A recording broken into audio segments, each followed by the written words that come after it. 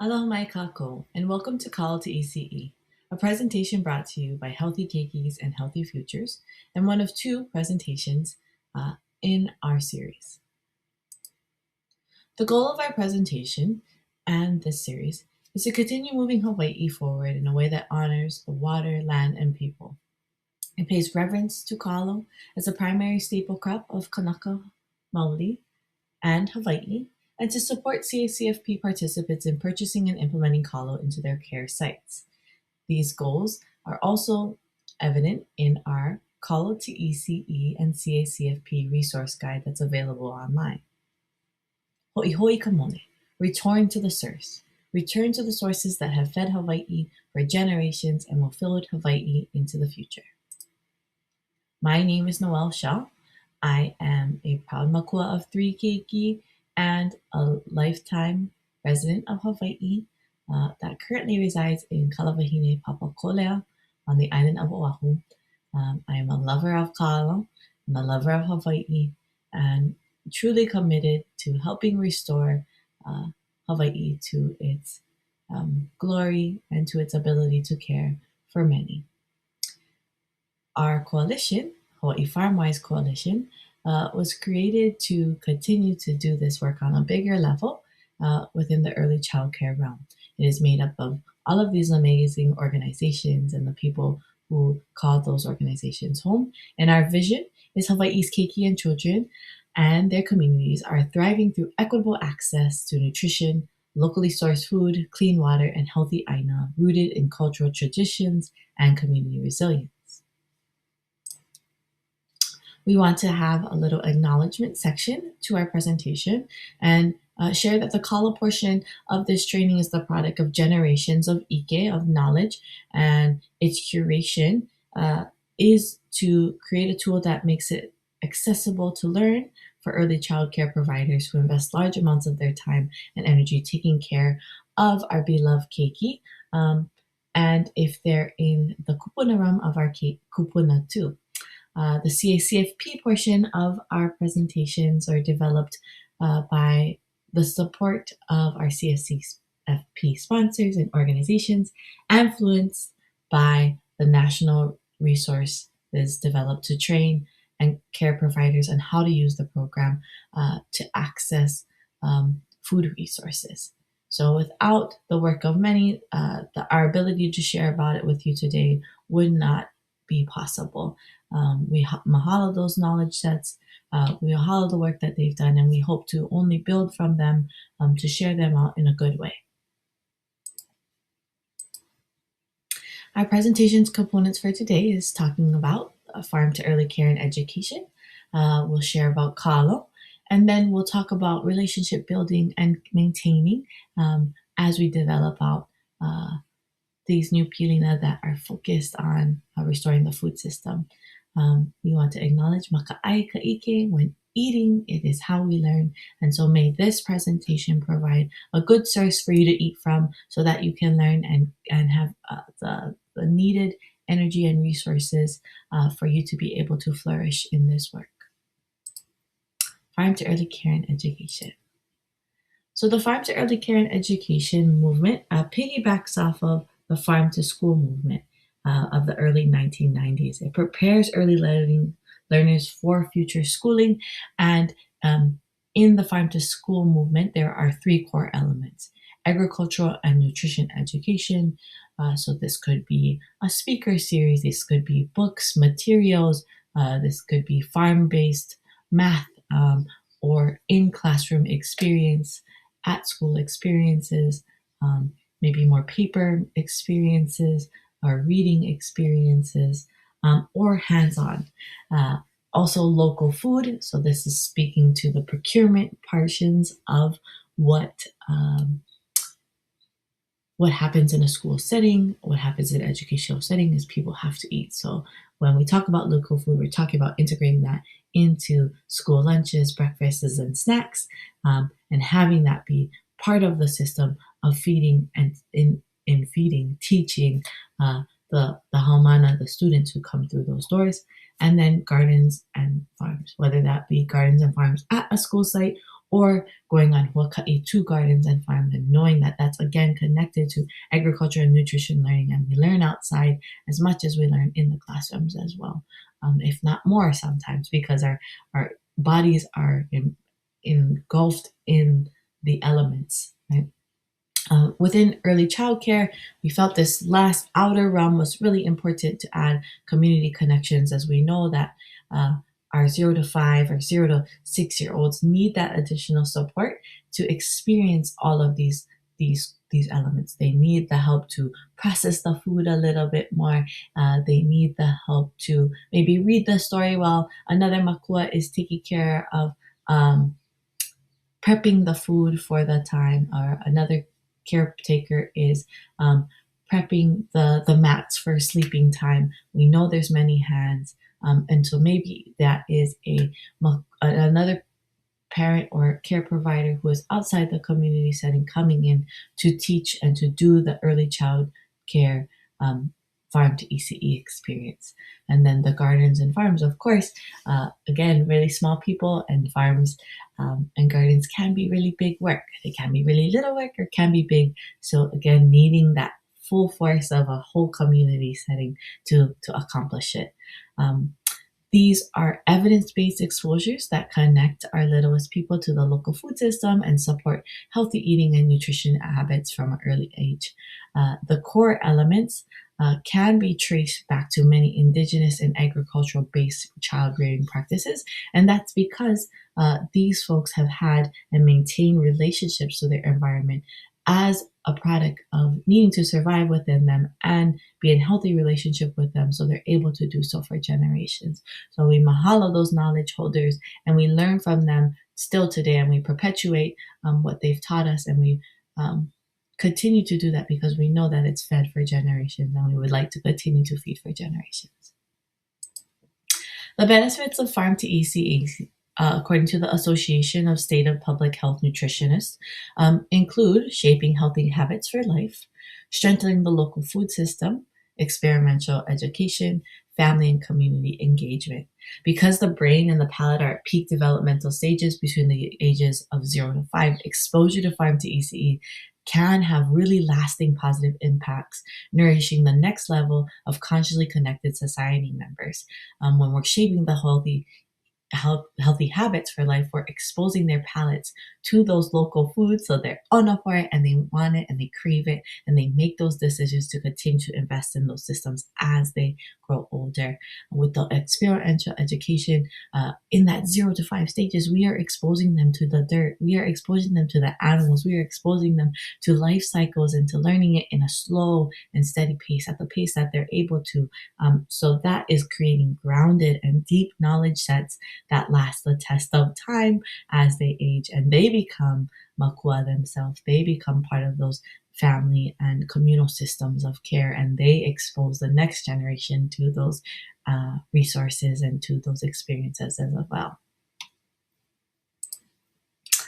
About Kalo culture, health, and nutrition, and I highly encourage that if you have cultural knowledge holders close to you, if you have farmers in your families, that you seek them out to learn this from, that if you have cultural practitioners also in your communities, you seek this knowledge out. This is a cover from one of my favorite books, My Kalo Has Lao, Big and Green, developed by Partners in Development. That's available at many of your local libraries or online.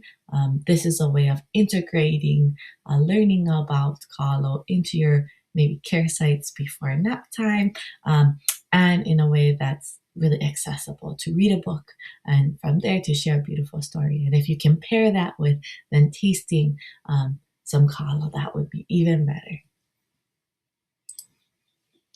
What is Kalo? Kalo is known as taro. It's a vegetable that has been cultivated for more than 7,000 years and in 60 different countries around the world.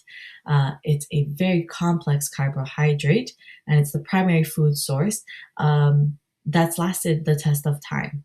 And because it's able to grow in both lo'i, wetland, or dryland mala settings, and all of its parts are edible, it really has that long that longevity, in it, built into it, that makes it so it can be strong, that makes it so it can continue to be passed from generation to generation as a staple, as a desired thing that can transcend time and feed us in all of those phases.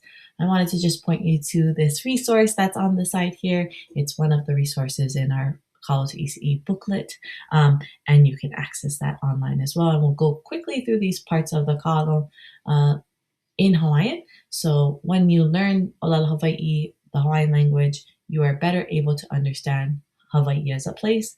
And if you go even deeper, you can understand the deeper meanings of how that relates to the plant and what nutritious value it provides, or how it connects to bigger family systems. So this first top leaf area, that's called the lau. The pico of the lau, the center point of the lau, that's the pico. Just like your stomach has a belly button, the kalo plant has a pico as well. This long branch area here, the leaf stalk, it's called the ha. The top of the corm is called the kohina. So that's that top area right there. The corm is called the kalo, and the roots are called the a. So please go and check out that resource. It's free and available to you to learn more about Kalo. So now I'm going to tell the story of Haloa, and this is one of those other places that I highly encourage you to find out some of your cultural knowledge holders in community, to find community organizations or practitioners that are close to you to learn this story from. It's widely available also online, but I always find it to be so special when you hear it from someone who is connected to Haloa, who's connected to Kalo, and to hear it again and again, and to pass that story down for generations to come. This is the art piece for the cover of Haloa, told by Kimo Armitage and depicted by artist Solomon Enos. It also has some learning materials in this book. I don't think there are many left available out in the world, but there are some at your local library if you are lucky to find it. So with that, here is the story of Haloa as I know it and as I tell it to you today. Wakea, Sky Father, and Papahana Moku, Earth Mother, came together and had a daughter, Ho'ohoku Kalani. Ho'ohoku Kalani and Wakea came together and they had a first child. This first child was stillborn. They planted him in the earth in Papahanamoku, and Papahanamoku cried over this baby. Out of this baby came Haloa Nakalau Kapalili, the first kalo plant. The leaves that wither in the wind is what they called it. Wakea and Ho'ohoku Kalani came together again and had a second child. That second child was the first Kanaka, the first Hawaii, the first human. And they were the brother of Haloa Nakalau Kapalili. So the parents named him Haloa. And Haloa's kuleana was to take care of his brother from time immemorial till forever, so that they would be able to feed each other. Without one, there is not the other.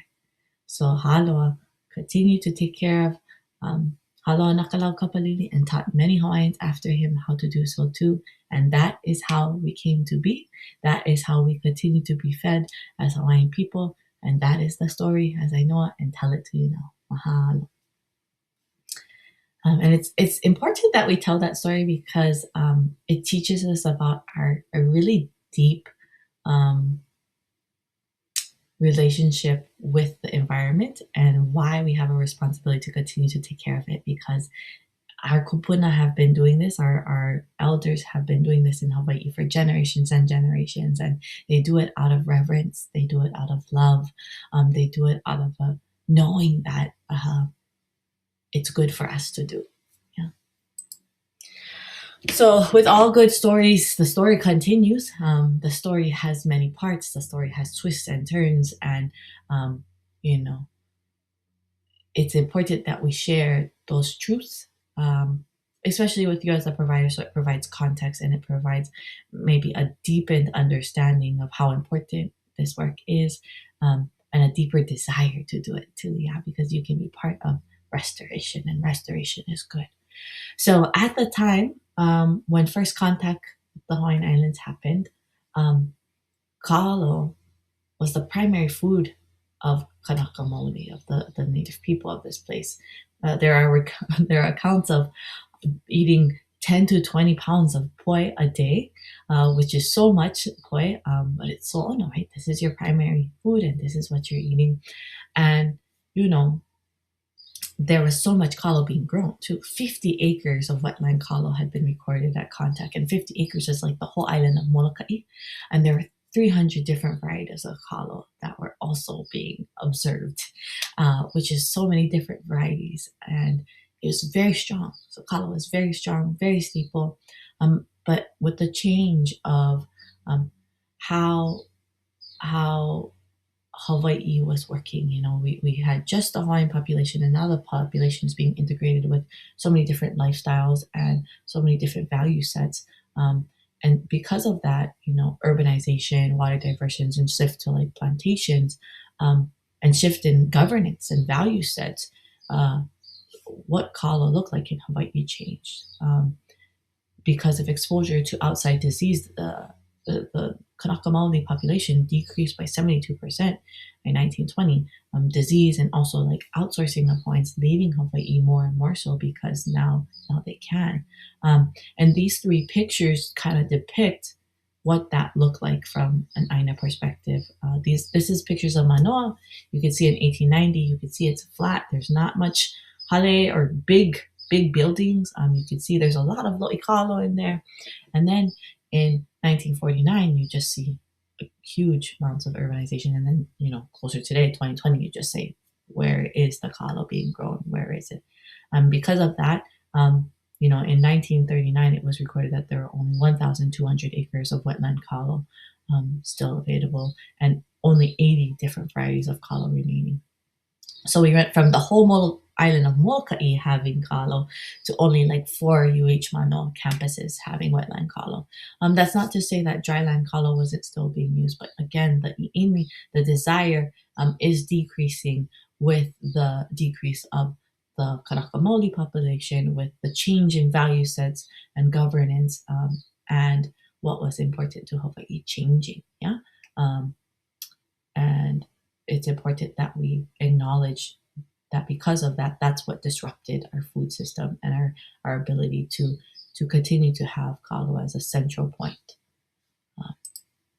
Kalo today, you know, we see a lot of revitalization, we see a lot of restoration that's really coming also off the backs of the Hawaiian Renaissance movement, and the Hawaiian language restoration movement, and really just Hawaiian people and Hawaii knowing the truth about Hawaii, knowing the truth about those injustices to our governance systems, to our value sets, and to the diversions of our water resources and our attention to other spaces that aren't necessarily in alignment with the Hawaiian environment, right? So today, because of all of that work, we see kalo having flourishing again. We see it being brought back and more so into the staple. It's being become popularized again, and the i'ini, the desire for it, is growing. So we can see it in economic development. We can see that coming through our school systems. We can see that in the huaka'i that our keiki are going to. You know, it just took one generation in my ohana to stop the kalo farming practice, and then, you know, that one generation, their keiki are now back to that. So that's really a good sign. Although the disruption to the environment is so monumental, I think you can see how families are making those changes and making those adjustments to restore. And you are all part of that journey now, in that you are in a classroom space where you can teach about kalo, and you're also in a classroom or caretaking space where you can purchase kalo to feed to the keiki, to feed to the little ones that you bring in to care for every day. So in this portion, we are going to talk about relationship building and connecting with kalo farmers and food club distributors. So connecting with your home is really the place to start. The relational part of Kalo is really tethered to the cultural stories it carries and to the farm to ECE, farm to CACFP values, which emphasize localization, proximity, and community connection. And again, for early childcare, remember we have that outer circle that says community connection is super essential to our ability to do this work. You cannot do it alone. You're not meant to do it alone. So calling in these connections are really important.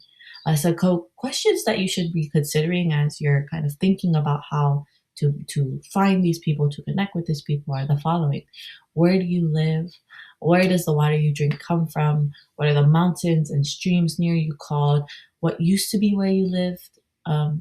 Or what used to be where you live now, like think about those Manoa pictures. Remember those pictures and say, man, if they were eating that much kalo back in the day, like it had to have been close to me. So I can find it where I am. It has to be. It has to be here. So have some discovery and inquiry. And I know as an early childcare provider, a lot of this will be done on your own, but it is exciting. And once you learn it for yourself, you'll be able to figure out how to teach that to your little people as well. And then who are the farmers in your community? Even if they farm something else, I am sure they know kalo farmers as well. So this is a little resource spotlight too that we have. It's very simple. It's just the different parts of like Hawaiian perspective of how our lands are divided. So the mokupuni, the starting point is what island you're on. So I'm on the island of Oahu. The moku is kind of my land district I'm in. I'm in the Kona district and I'm in the Ahupua'a. This is my region, my very specific region, and I am in the Ahupua'a of Honolulu. And I know when I think about Honolulu and I think about Kalo, I think about Kalewai. And I'm like, oh, I don't know where my local Kalo provider is, like who's closest and growing it for sale. But I do know that Kalewai is a teaching space about Kalo, and I can go to Uncle Hayapo there and I can say, Uncle Hayapo, where can I buy kalo that's grown closest to us? And he can point me without a doubt to a mahiai. But because I know Kanewai, I am able to connect that because I know an educational site that does things on kalo, I can connect to a farmer. And again, maybe it's stuff that you don't know yet, and it's okay. Use Google, use the resources, and one of those resources that you can use to find farmers, to find your local markets, to find food hubs is the Onatu Hawaii Farm to Early Care Childhood Map developed by the Department of Health. And there are so many access points to this. You can go right to a farmer if you're able to find them and say, oh, I would so love to purchase from you. And that would be amazing on your moku. Or you can go to a local farmer's market and see if they have. And a food hub, I would just really quickly on a food hub, what a food hub is different than a grocery store in that it specializes in providing locally grown food that doesn't have all the rest of the stuff. That's what it does. It aggregates from all the farmers and all the local food producers to create just locally made products for us to consume. And that's what a food hub is. And they also do delivery. So it might be a really great access point. If you cannot always get to the farmer's market or you can't get to your farmer, a food hub also is awesome for that. And then there's a grocery store. We're fortunate here in Hawaii that our grocery stores try to actively engage in procuring products right from farm. And that's something that we're constantly encouraging them to do more of, to make that available for us every day. And this map, what it does is you can see where your school site is, and then you can populate where groceries, food hubs, local farmers markets, and your farmers are closest to that. So please go check it out. Ona for Hawaii, Farm to Early Care and Education, Early Childhood Map. So once you're kind of learning about your farmers and you're finding them, it's really important that you work toward developing a lasting relationship. Farm work is not sporadic. It is a lifetime commitment. And similarly to ECE, like you're going to know these keiki forever. And the hope is that and you're going to continue to have keiki coming through your care spaces. The hope is that you are continue to have a relationship with your food system as well, because you're going to continue to have to feed them. So same, yeah. So here are some ways that you can develop a lasting relationship. You could share your story, share about your early childcare, share about why you're wanting to have more kalo in your care space or more locally grown food.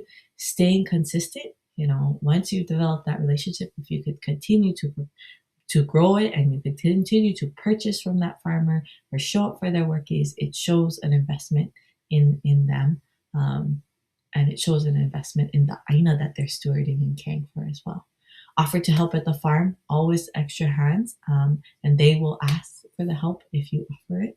And if they no need, they no need. But offering is super important. Do a field trip to the farm. It's another way that farms can generate revenue, but also create more of that iimi, more of that desire for our haumana to want to be farmers, to want to buy from farms and to love it deeply, or have a farmer visit. Have the farmer come to your early childcare site and share with your haumana, share with your keiki about what they do as farmers. And if you're able, provide a little stipend or a meal that's really helpful to farmers. Connect the support system that is your care site to the farmer. Share with the ohana, hey, guess today I'm serving kalo from here. You should go check it out. Helping them grow their markets and helping them grow their connections through your care site is huge. And then, of course, always show gratitude.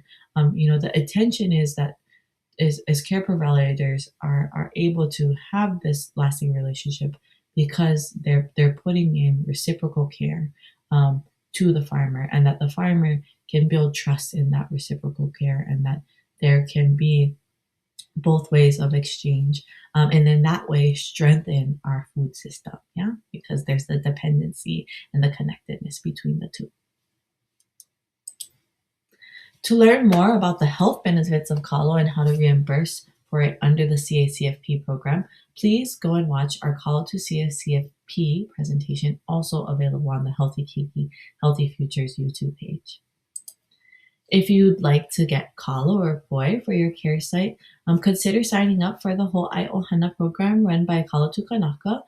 We do have some resources to provide kalo and poi to early childcare spaces for free at this moment, and we would love to get it to you so that we can help to develop out your care site's exposure to this and the exposure to all of your keiki to haloa in their early ages.